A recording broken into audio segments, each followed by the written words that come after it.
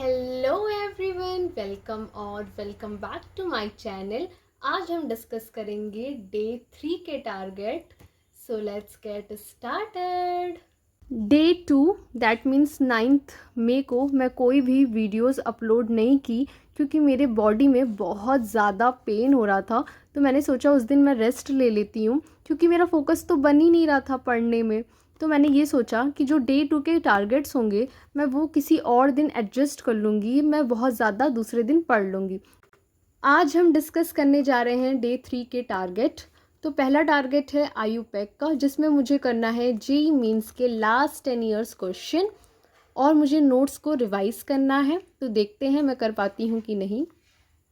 ये मैंने JEE mains के क्वेश्चंस आईयूपैक के सॉल्व किए हैं 2019, 2020, 22, 2023, 2024 है ना, 2025 तक मैंने सॉल्व कर लिए हैं। इसको मैं टिक कर लेती हूँ। ये दोनों टारगेट्स मेरे पूरे हो गए। अब बेसिक मैथ्स के जो यकीन 2027 का है मैं उससे करने जा रही हूँ लेक्चर 1, 2, 3, 4, 5, 6, 7। मुझे ये आते हैं तो मैं क्वेश्चन सॉल्व करूँगी कुछ रफ कॉपी में, और जो इम्पोर्टेंट लगेंगे या जो मुझे क्वेश्चंस नहीं आते वो मैं मेन कॉपी में लिख लूँगी और उसे भी मैं रिवाइज़ कर लूँगी एक बार। ठीक है, तो मैं आपको दिखाती हूँ। ये मेरा सेकेंड टारगेट जो था फ़िज़िक्स का, ये भी मैंने कर लिया और जो भी मेरे इंपॉर्टेंट क्वेश्चंस थे वो भी मैंने लगा लिए।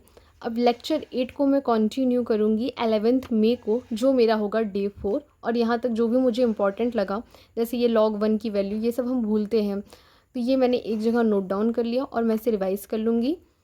तो फिर मैं आपको बताती हूँ अपने नेक्स्ट टारगेट को।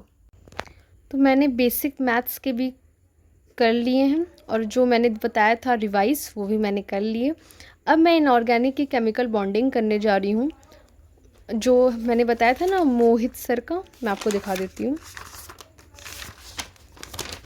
हाँ, तो ये मैं मोहित सर का 1 शॉर्ट वीडियो जो है यूट्यूब पे मैं उनसे करने जा रही हूँ। और फिर जो भी मुझे इम्पोर्टेंट पॉइंट्स लगेंगे तो मैं उसे नोट डाउन कर लूँगी। और मैंने सोचा है कि आज मैं VSEPR तक कंप्लीट कर लूँ और इम्पोर्टेंट नोट्स बना लूँ। मैंने केमिकल बॉन्डिंग के 1 शॉर्ट लेक्चर देख लिया और जो भी मुझे इम्पॉर्टेंट पॉइंट्स लगे डिटेल लेक्चर नोट्स से मैंने उसे नोट डाउन कर लिया। आप देख सकते हो बॉन्ड फॉर्मेशन, एक्सोथर्मिक प्रोसेस होता है, ये सब मैंने पूरा नोट डाउन कर लिया। एंड आप ये देख सकते हो ये नीट 2026 में क्वेश्चन भी आया था, तो ये सब भी मैंने कर लिया। और मैंने VSEPR तक लेक्चर भी देखा और वहाँ के जो भी मुझे इंपॉर्टेंट नोट्स लगे मैंने वो सब लिख लिया। और ये मैंने भी क्वेश्चन सॉल्व किया था, BRF5, PCL5, ये सब मैंने कर लिया। और NCERT में जो ये था और सर के डिटेल लेक्चर नोट्स में भी ये सब लिखा था, तो मैंने उसे कॉपी में नोट डाउन नहीं किया क्योंकि हम स्कूल में तो है नहीं कि हमें एक एक चीज़ नोट डाउन करनी है। मैंने ये सोचा कि इतना ही टाइम मैं बार बार रीडिंग में टाइम लगा दूँगी और मैं पूरी जो बुकिश की लैंग्वेज होती है, क्योंकि NCERT से ही उठ के आते हैं, तो मैंने सोचा इसको मैं बार बार बुक से ही पढ़ लूँगी, इसीलिए मैंने इसे कॉपी में नहीं नोट डाउन किया। और मैं जब जब भी पढ़ूंगी केमिकल बॉन्डिंग तो मैं NCERT से ये सब पढ़ लूँगी। और ये देख सकते हैं मैंने हाईलाइट भी किया क्योंकि NCERT बहुत ज़्यादा इंपॉर्टेंट होती है और मैं तो हमेशा ही इग्नोर कर देती हूँ। तो मैंने ये सब पढ़ लिया और मैंने यहाँ पे स्टार मार्क भी लगा लिया क्योंकि ये इंपॉर्टेंट होता है। तो मैं इसी से रिवाइज़ कर लूँगी क्योंकि ये सब बहुत इंपॉर्टेंट होता है। आप देख सकते हो 100 कितने डिग्री पे है और फिर इससे बहुत सारे क्वेश्चन सॉल्व हो सकते हैं। और ये बहुत PYQ भी आया है कि कौन सा बेंड शेप में रहता है, तो कौन कौन से एंगल, एक्सियल या इक्वेटोरियल, तो ये सब क्वेश्चंस आते हैं। तो मैं बुक से ही करूँगी। टारगेट भी कंप्लीट हो गया है तो मैं इसे टिक कर देती हूँ।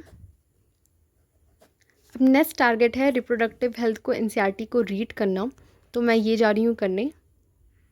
आपको पता ही है कि मेरे पास अभी NCERT की बुक है नहीं बायोलॉजी की, तो मैं रिप्रोडक्टिव हेल्थ अभी PDF से ही पढ़ लेती हूँ। NCERT के जो PDF होते हैं मैं उन्हीं से पढ़ ले रही हूँ। तो मैंने टारगेट लिया है कि मैं 15 मिनट में पूरा चैप्टर कंप्लीट कर लूँगी। देखते हैं कि हो पाता है या नहीं।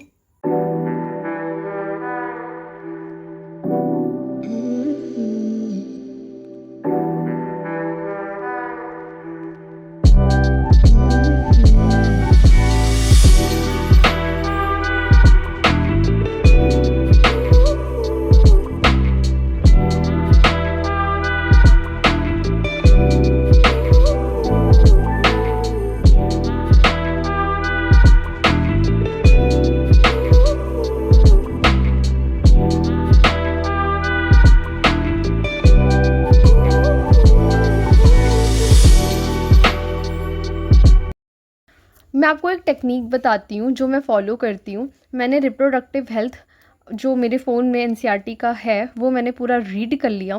फिर मैंने क्या किया, एक कॉपी का प्लेन पेज लिया, एक पेन लिया और जितनी भी चीज़ें मुझे याद आ रही थी, जैसे मुझे पता है मैं कुछ चीज़ें भूलती हूँ, जैसे नॉन मीडिएटेड कौन सा है, ये वाला है, और CU आयन कौन सा है, कॉपर आयन, ये सब मैं भूलती हूँ। और क्या करता है ये, बेसिकली मोटिलिटी कम करता है स्पर्म का, ये सब मुझे याद नहीं रहता। तो मैंने ऐसे जो फ़ोन है वो साइड में कर दिया और जितनी भी चीज़ें मुझे खुद से याद आ रही थी वो सब मैंने लिख लिया। जैसे कि ये आप देख सकते हो, मैंने ऐसे ऐसे जल्दी जल्दी आपको लिखना है, मैं ऐसे ही लिखती हूँ, मतलब एकदम डिटेल्ड में नहीं, कि जितना चीज़ें मुझे याद आ रही है वो मैं ऐसे ऐसे लिख लेती हूँ। तो मैं ऐसे चैप्टर का रिवीजन भी कर लेती हूँ कि मैंने, हाँ, एनसीईआरटी से तो मैंने पूरा अच्छे से पढ़ लिया, क्या मेरे ब्रेन को वो सारी चीज़ें याद है? तो हाँ, ऐसे मैं चेक भी कर लेती हूँ। तो मैंने ऐसे से एक आप पेज में शॉर्ट फॉर्म में मैंने ऐसे से लिख लिया जो जो इम्पोर्टेंट मुझे लगा। जैसे मैं सहेली में बहुत ज़्यादा भूलती हूँ, है ना, कि ये क्या है, ये सब चीज़ें है ना, ये मैंने ऐसे लिख लिया। CDRI है, ये भी अभी याद आ रहा है, उस टाइम ऐसे ऐसे जल्दी जल्दी में, क्योंकि मैं अपने आप को 5 मिनट देती हूँ, जितनी भी चीज़ें मुझे याद है मैं फटाफट ऐसे लिख लेती हूँ। तो ये मुझे बहुत अच्छा लगा। अगर आपको भी अच्छा लगता है तो आप भी फॉलो कर सकते हो। तो आज के सारे टारगेट्स मेरे कंप्लीट हो गए। कल मेरा BSc का पेपर है, आप देख सकते हो, 11 मई 2026, 11:30 बजे की टाइमिंग है। तो कल मुझे देने जाना है। आज के सारे टारगेट्स मैंने कंप्लीट कर लिए, तो कल मेरा पेपर है। तो अगर कैमरा अलाउड रहा तो मैं ब्लॉग में छोटे छोटे क्लिप्स डाल दूँगी कि मेरा पेपर कहाँ होता है, जब मैं जाती हूँ तो मैं आप सभी को दिखाऊंगी अगर पॉसिबल रहा तो। और वैसे भी कल तो मेरा टाइम आधा से ज़्यादा चला ही जाएगा, तो मैं ज़्यादा बना नहीं पाऊँगी और ना ही पढ़ाई कर पाऊँगी ज़्यादा। तो आज रात में ही मैं ज़्यादा पढ़ाई कर लूँगी, मैंने तो यही सोचा है। So that's for it today, and मैं आपसे कल मिलती हूँ। तब तक बाय बाय।